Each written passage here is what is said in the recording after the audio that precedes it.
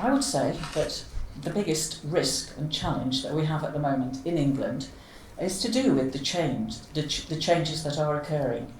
And this is about the moves towards the self-improving school-led system or structure, which has led to a change in the structures of our schools. We have increased academisation, which is in terms of the espoused autonomy of the schools. We have teaching schools, we have individualisation, and we have changes to our initial teacher training, which then influence also the ways in which our continuing professional learning is taking place. A big factor, a big thing that hits me, if you like, at this stage of my career, is the diminution, the disappearance of a middle tier, a mediating middle tier in England, which helped so much even in terms of the communication, let alone the leadership and management of professional learning for teachers. So that we no longer have the 150 local authorities and the partnerships that they had, they formed with universities to deliver, to lead and to manage and to deliver continuing professional learning, CPD, INSET as it was called in those days, right the way across the profession. We had vibrant regional structures and partnerships which our central government used in terms of funding to reach across the teaching profession. So that has gone. Those are the challenges. That's some of the challenges. There are big questions about the autonomy that schools have at the moment in terms of how real it is in terms of budgetary constraints. And we have still huge accountability, of course, in terms of the assessment. We have a curriculum-led assessment in terms of assessment. We have league tables. We have Ofsted inspection. And so labels still dominate in terms of schools. And we have an increasing, therefore, individualised and fragmented and complex structure, I'm not sure I got into system, in England that CPD exists in terms of how it's managed and led. So I have questions about how coherent it is, how continuous it is for right across the profession, from initial through to middle leadership to senior leadership, how well funded, how well led when it's an individualised and fragmented system where there is increased power, but it lie in individuals within schools and in terms of the values and beliefs those individuals, perhaps head teachers have in those schools. How collaborative is it? We do have academies and trusts, that's groups of schools led in a trust, in a uniform trust. But again, they are, the professional learning is limited to that one trust. So we don't see a lot of collaboration across trusts. These are my personal and professional experiences. And interprofessional learning in terms of how that may well have also diminished as well in terms of parents, community, because of the growth of this fragmented, individualised system. So those are the challenges to the way in which CPD in England, the challenges that we are facing in this fragmented, individualised, school-led system. And that influences the ways in which CPD is viewed and valued and led and experienced in schools. But, just to finish, because of the time, I would just highlight, in terms of resilience, and we all love the profession that we're in, and I've spent a lot of time in it, been in IPDA since before many of you were born, and Cliff and I have been in it for probably you were born. I'm older than you. Yeah, I'm not sure about that. But I'm just going to highlight two of those examples of how resilient we are as a profession, and where you can identify the weak links, whether it's Marxist terms or whatever, in that system or structure as it exists in that fragmented, complex system. And I would say the growth of a mentoring culture is one of those creative possibilities and opportunities. So the growth of the mentoring culture, which comes from those changes in doesn't come from those changes in initial teacher education, but certainly the school-centred initial teacher training and all of that investment by universities actually in the training of mentors and so on has led to some of that real growth in a mentoring culture and professional learning opportunities right across the profession within a school, within a mentoring role? Can you see it within your sector? And also, I will identify for women that I can see again, with the challenges of a fragmented, individualised system, what I've seen recently in my role, I still work across schools and so on, is developments in terms of social networking for women, stimulated by government. Government do stimulating short-term funding here, there and everywhere. And one they've done recently is Women Leading in Education. And we have grassroots developments of #WomenEd, do look it up, where you can offer and pledge your time as an experienced female leader and male leader to bring along the next set of women leaders. And that has really taken off big time. So I'm just going to highlight those two, mentoring and women, as being real resilient and creative opportunities at this point in time. The Hong Kong education system is an interesting one. The government system is separated by directly subsidised schools as well as government aided schools. The directly subsidised schools have a large amount of freedom, but the competition between directly subsidised schools, but also then with other government funded schools, the competition is quite large, and that is manifested in strong competition in marketing, which obviously brings lots of schools and parents back to the focus on attainment rather than a broader educational experience that might reflect more of the values of a liberal education. Hong Kong is obviously, I'm sure we're all aware, a very unique context as well, in the sense that it is a special administrative region of the People's Republic of China, but the legislative, I suppose, in the constitutional context of Hong Kong means that they have complete oversight over education, all other public services in Hong Kong as well. So it retains quite a unique character in terms of the vision and values of education. And this is actually reflected in the professional learning system as well, where they have the committee of, let me think, I think I wrote it down. Yes, of course, Committee of Professional Development of Teachers and Principals, which acts as something similar to a General Teaching Council in Hong Kong. And it's the frameworks they develop and the support that they offer frames a lot of the professional learning activity that does happen in the government system in Hong Kong. But also Hong Kong is a hotspot for expats and big businesses. It's a huge financial hub in Southeast Asia, so there's a large international community in Hong Kong as well, and as a result there's a huge market for international education as well. And this means we have a large number of teachers from different education systems around the world also coming to support the international education market in Hong Kong too. So this has resulted in quite an interesting system where we've got a mix between government funded schools, but a huge amount of international education on offer as well, and also a large number of universities in Hong Kong. Interestingly, the collaboration between the three groups is actually something that has been happening for quite a long time. In the government system, there are some issues with the tiers of schools, which is similar to gradings or ratings by Ofsted here. It reflects the perceived quality of the school. How accurate it is something that's open to debate. But depending on the tier of the school, there's different collaboration and investment from the government, using universities as the moderating voice or the moderator in the relationship to support schools with skill improvement and professional learning within their context as well.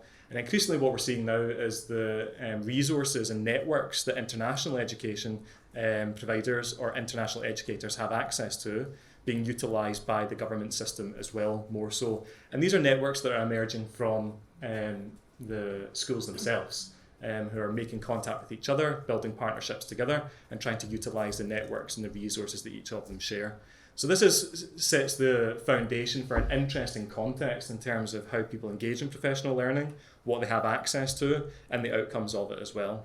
One of the challenges in Hong Kong just now is the role of professional standards, but also how they're actually brought to life in relation to professional learning, but also in relation to professional practice. I can't memorise all of them, so I do have some of them in front of me, because I think the way they're represented in the professional standards for teachers and principals is quite interesting in terms of how it also connects with professional learning and what type of professional learning people might be engaging in. So from the professional standards for teachers, the overarching themes are how teachers should be caring cultivators of all-rounded growth, inspirational co-constructors of knowledge, and committed role models of professionalism. And from the professional standards for principals in Hong Kong, they should be ethical enablers of all-round growth and balanced advancement, versatile architects of vibrant learning organisations, and visionary edupreneurs of educational transformation and continuous school improvement. So I remember seeing these for the first time and thinking, wow, these are actually quite impressive vision statements for what we want from our teaching professionals and leaders as well. But as you start to break that down, there are some problems here, particularly in the situation we find Hong Kong in just now, with an intense period of civil unrest and constitutional uncertainty in terms of what it means for the future, that actually the demands placed on teachers and principals within their local communities is huge, and it's changing rapidly. And actually how they're able to act agentically and in response to the community needs is something that's hugely important. And looking at the professional standards, you would think, well, actually there is space and opportunity for that, but is that what's actually experienced and reflected in practice is a completely different story. There's been a lot of research conducted. There's a lot of education faculties in Hong Kong. There's a lot of research that's been conducted with government schools in particular to look at the connection made between undergraduate and postgraduate initial teacher education and career-long professional learning, and the implications that has for ongoing professional practice in schools. And actually, surprise, surprise, what we're finding is a huge mismatch.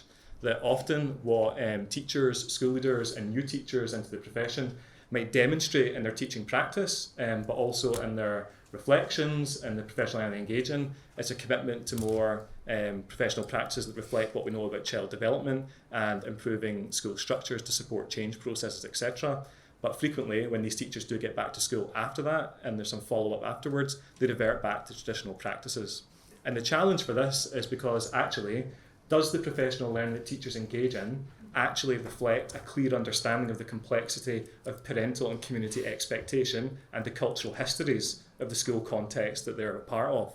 Because regardless of what practice might look like or the professional learning they might engage in, ultimately the biggest driver in terms of the educational experience and working with the community across contexts in Hong Kong is educational attainment. There's a huge financial investment, whether students and families are in the public system or in the international or private system. And ultimately, the important thing to parents and ultimately to schools as well has to be educational attainment. So the challenge we have often is that we've got teachers engaging in some really interesting partnerships, professional learning, postgraduate professional learning in particular. There's a huge appetite for it, but ultimately there's a huge reluctance to take informed risk or to risk changing practices that could have a detrimental effect to the educational attainment, whether it's at primary or secondary level as well. So in terms of the future for professional learning in Hong Kong, it's about how we manage to sustain the innovative partnerships across this quite diverse system of public and private schools and institutions, but also how we take the professional standards that are, I think, very aspirational and well constructed, and how we ensure that becomes a lived reality across contexts in Hong Kong, but also how we support schools and school leaders to actually consider their role and how well equipped they are to be able to respond to the changing political and social climate in Hong Kong as well, because that's what's going to be driving the majority of the discussions and the practices in the future as well. I think what's a positive note to end on is it's been really interesting to see the shift from the view of CPD as something that's been done to you and it's a one-off event, that actually the language is changing, but also the practice is changing. There's a huge appetite for recognising that this is a career-long process. It's about professional learning. There might not always be a direct impact on your professional practice, but a key component of professional learning is about your identity and your understanding of self. And it's about how do we sustain that during times of change and times of risk as well. And looking to the future, how do we sustain these important partnerships that traditionally might not have been developed? So interesting times ahead, and hopefully up to Hong Kong will play an important role in sustaining these networks as well. And to give you a little bit of background to the Irish context, most of our schools are public schools. We have quite a centralised system, and we don't have an official middle tier, the equivalent of local authorities, which no longer exist now in England. Also, we're slightly unique in that a lot of our schools are privately owned but state funded. So a lot of our schools are under Catholic patronage and owned by the Catholic Church. Increasingly, we are having more schools with different patronage.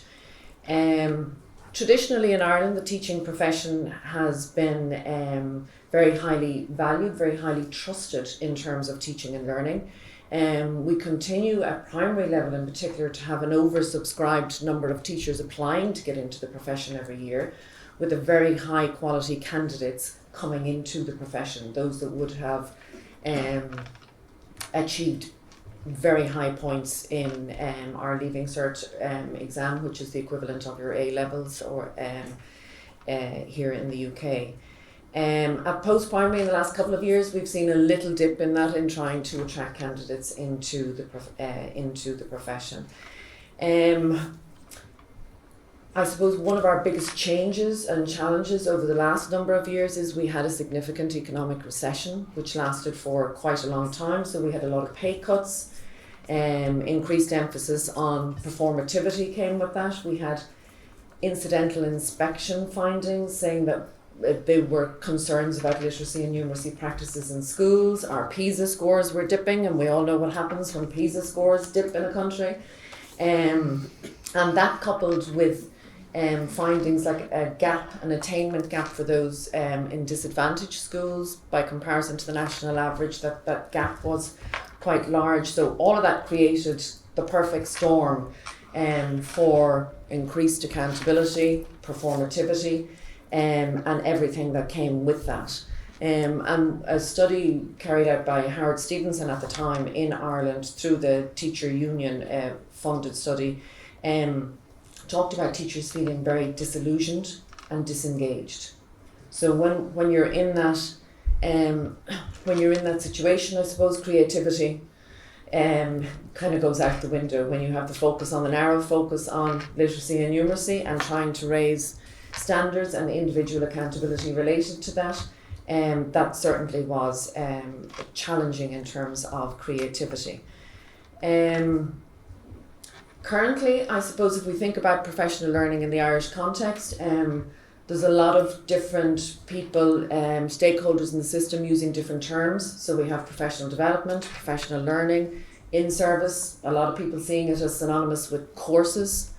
Or something that's done to teachers as distinct from something where teachers have ownership of, where they're engaged in, something that's empowering for them.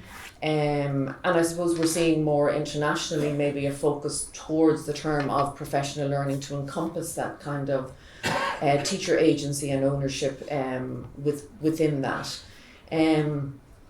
Also, we have no mandatory professional learning for teachers currently in the Irish system. So the Teaching Council has developed a framework for professional learning. There was talk initially about it becoming mandatory, where teachers would have to engage in a certain amount of professional learning, potentially for registration. For re-registration on an annual or biannual basis, similar to other contexts. That hasn't happened. It has kind of been kicked down the road a little bit because there was so much change, so much challenge in the Irish system between the pay cuts and increased accountability and performativity. I suppose a concern I have is the discussion around whether this should become mandatory or not. As I say, that conversation has been part. The Teaching Council have done a lot of consultations with teachers to see what professional learning looks like or how they could evidence their professional learning. And I suppose the danger is once we start talking about evidencing professional learning, are we getting into the accountability? Are teachers perceiving it as accountability or responsibility as a normal part of being a professional? And for me, those two words there is a huge difference between responsibility and accountability. If we're going to go down the accountability route with a focus on the individual, we're investing in human capital, arguably in favour of social capital, and the danger of perpetuating that individualised focused. I suppose I would be a huge advocate in terms of professional learning and transformative professional learning. And I'm not sure that teachers experience professional learning often enough as something that is transformative, something that does empower them, something that, as Pauline said, we're committed to the profession. We came into it to make a difference. We had a moral purpose attached to that. And I suppose we want to question, does professional learning support that? Does it allow us to do that? And for me, the resilience piece is about transformative professional learning. That's what keeps us close to this moral purpose. It keeps us doing what we want to do. Arguably, to be in that place, I suppose we need to keep having conversations like we do here at IPDA around our values and beliefs, and so that we can then use our own individual and collective agency to align our practices close to our values and beliefs, and see how we can navigate the complex terrain despite the challenges, to see how we can navigate that in terms of aligning that values and practice. And for me, I think it is really important that IPDA is one of those professional associations where we can have those good, deep professional conversations. Let it be on our IPDA Conversations hashtag, and I know in each of the IPDA regions we've had those conversations, and we had another very successful one in the Irish context, led by some of our own committee members here today. And I think it's just really important that we try and keep professional learning and our moral purpose and wanting to make that difference together, so that we can see how we can navigate this pathway and equate the resilience with professional learning. Listening to everybody so far, there's so many similarities across all of our nations in so many ways. Thinking about the Welsh context, we have probably in Wales never been through such a time of ambitious reform. Our whole initial education system has been re-looked at. The curriculum is undergoing a huge review. We now have a national approach to professional learning, a national approach to research or educational research, a national approach to pedagogy, new professional standards for teachers and leaders. So everything at the moment seems to be being reconceptualised, rethought through, repositioned. And I think this presents a huge number of challenges and tensions within the system. And we find ourselves in a situation in Wales where the rhetoric is about agency and autonomy and trust and supporting teachers. But the reality is, at the moment, there isn't change hasn't happened on the ground with teachers in schools and head teachers. And so there's a real tension there for them in terms of accountability structures. We're not clear with the new curriculum frameworks what the new assessment mechanisms will be. And so what it's breeding is a level of anxiety, and that's a real risk for us in Wales at the moment. The aspiration is great, the aspiration is exciting, and teachers are excited and hopeful, but they're also scared and confused. And so we have to work through how we balance that over the forthcoming months and years. I guess central to that for me is how we support teachers through professional learning opportunities to be more agentic and to be confident and comfortable with not having the answers, with positioning themselves as still learning with their children, with their schools, within their communities, and to be able to have some honest conversations. And where we don't know the answers, that we say that, and we say that that's okay. So what that means for me is, I think in Wales we need to think about how we can be creative in terms of brave leadership, where leaders create cultures that support their teachers, their students, their communities in having these conversations, being that they're conversations that are sustained, they're collaborative, and that they really focus on learning and practice to help teachers and students work together to face these new challenges. I think there has to be a generosity of spirit within all of this, and I think I've been thinking about that quite a lot recently, about how we need to be kind to each other and supportive to each other, because it's going to be tricky, and we have to be okay with it being tricky, and we're not going to have all the answers, and it's not going to be perfect first time, but we have to look after each other as we go through this in Wales. I think we have to embrace the complexity. I think we have to be happy sharing our practice. And I think mentoring conversations, and I was thinking about what Pauline was saying, will be crucial. Educative, supportive mentoring conversations where we work with people to problematise practices, to question what we're doing, to try and find a new reality that we are feeling safe and confident and comfortable with. A number of things that colleagues have already said have made me think as well in terms of the context in Wales. One, in Wales we are repositioning our middle tier. So our middle tier in Wales now includes all of the universities, our 4 regional consortia, what remains of our local authorities. And there's a complexity there in terms of what role that plays. Estin, our inspectorate, is now part of the middle tier. So there's a confusion there in terms of accountability, who are our masters, who are we working to.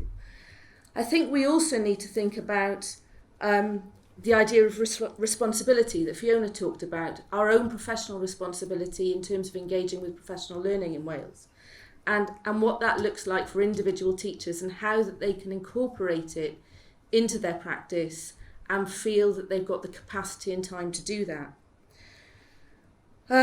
Finally, I just want to talk a little bit about how I think we need to think about working across boundaries, how we want to work with colleagues from different professions and different disciplines.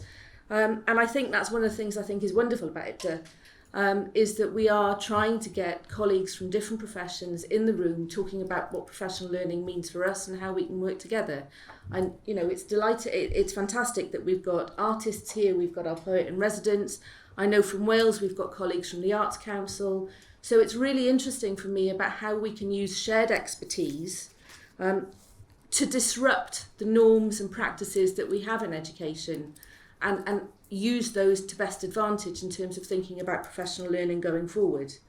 It's really easy to revert to type, and I think we see that a lot. So we have ambitious challenges that seem exciting and seem to be something that we want to do, and that are exciting, and if we could pull them off and realise them, have a massive potential. But we have to work collegiately and in a caring, generous spirit to try and bring those things off by working together and thinking about different perspectives. The professional learning landscape is a very, very crowded space. There are many competing networks and organisations because professional learning is really quite well supported in Scotland. And that has really come about in the last, probably about the last 9 to 10 years as a result of the Donaldson Review. Donaldson reviewed all of the initial teacher education piece across Scotland a number of years ago and has left us with the legacy of his report, which has shaped a lot of professional learning and all aspects of teacher learning through all stages of the profession. So we're still, I suppose we're still kind of working with that at the moment. We're also still working with Curriculum for Excellence. Now that's really quite long in the tooth now. It was introduced in 2004, so we're 15 years on for that, and there's still quite a lot of uncertainty over professional learning, position of professional learning within that. As far as the professional learning landscape is concerned, it is well networked. Time is protected for teachers, so it's quite heavily structured. It's also quite heavily regulated. We still have the General Teaching Council of Scotland who have standards and regulations, and a lot of the professional learning works within that structure. It's supported by government, it's supported by other national agencies such as Education Scotland. So that gives us opportunities and a few challenges of its own. There's also structures at regional level.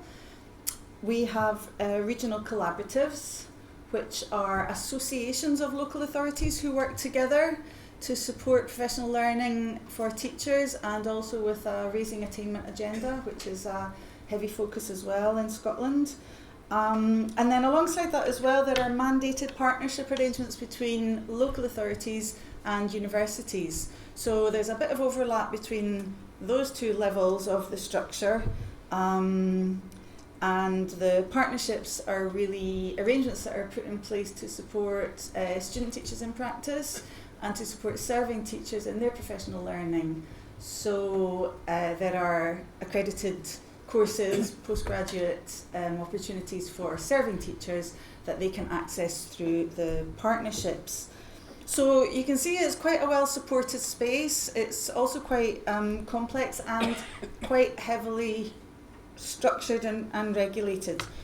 A focus, in terms of content, the focus on for professional learning is mainly on leadership opportunities, and that is at systems level, at school level and at teacher level.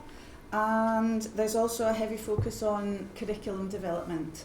So we're coming to this now as a professional learning focus, possibly a little bit too late. If this had happened at the beginning of Curriculum for Excellence, then we might be in a different position now as to what we are. So there's a bit of a tension there, as in, when is the teacher's expertise and agency in curriculum development at its most useful and at its most valuable for the system, for the children and for the teachers. So these are the sort of areas of focus that are dominant at the moment, as well as a strong focus on collaboration. Scotland's a very small place. It is quite easy to collaborate, so there's lots of opportunities for that in supported ways.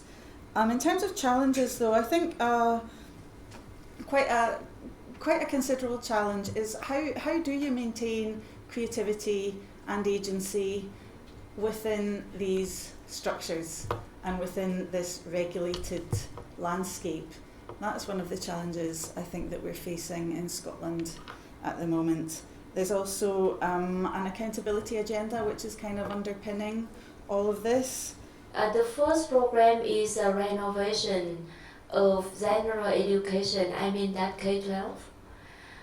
It will be applied to the system in 2021.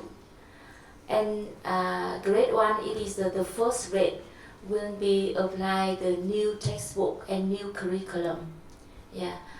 So with the goals of general goals for the new curriculum, we would like to transfer teacher center to student center. That we would like to develop the capacity for the student.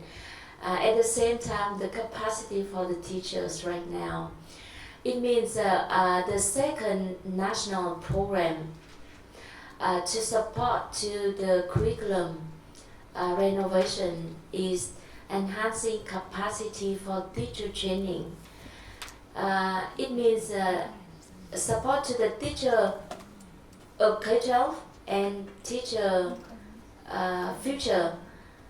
So we do both way for the all universities of education pre-service training, and we do provide the training, and somehow we call that retrain the teacher who are teaching at K-12 right now to meet the demand of the new curriculum. It means we have to talk about the professional development, and I think that professional learning community is quite well known in Vietnam right now beyond the Vietnamese context. Even we have a policy from the government request the teacher to do at least 5 or 6 tasks like that because they pay the money for the teachers.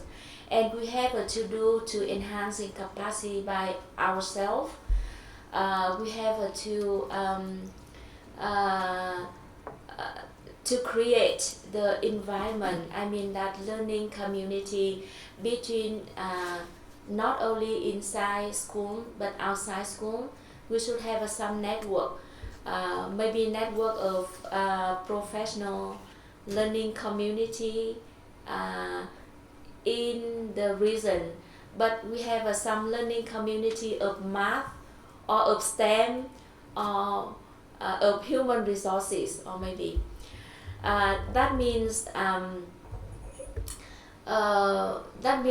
we think that the network of the teachers very important, and if we are talking about professional learning community, we may think that it is a huge meaning, yes, and we can follow in each theme or sub-theme about that.